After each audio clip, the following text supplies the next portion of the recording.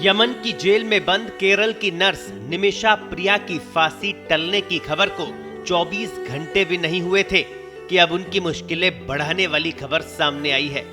बताया जा रहा है कि निमिषा की फांसी को टालने के एकमात्र विकल्प ब्लड मनी को पीड़ित परिवार ने नामंजूर कर दिया है।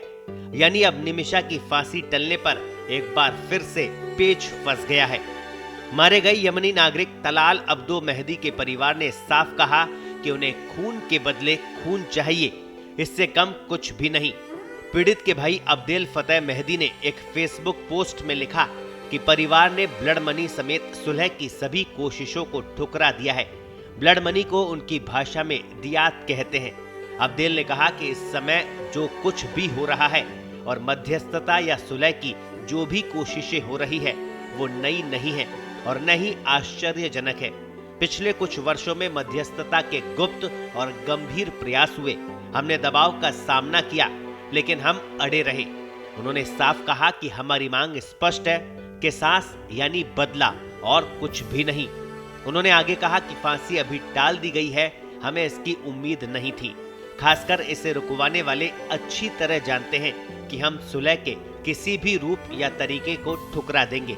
अब्देल ने ललकारते हुए लिखा कि कोई भी प्रेशर हमें हिला नहीं पाएगा।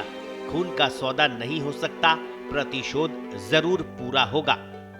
आपको बता दें, यमन में 16 जुलाई यानी आज ही के दिन निमिषा को फांसी होने वाली थी, लेकिन अचानक खबर आई कि फांसी टाल दी गई है।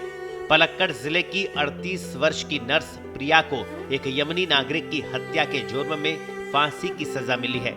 यमन में भारत की राजनयिक मौजूदगी नहीं है क्योंकि वहां काफी समय से गृह युद्ध चल रहा है। केरल की स्थानीय मीडिया के मुताबिक भारतीय अधिकारी यमन के जेल प्रशासन के संपर्क में हैं, जो हूती विद्रोहियों के कंट्रोल में है।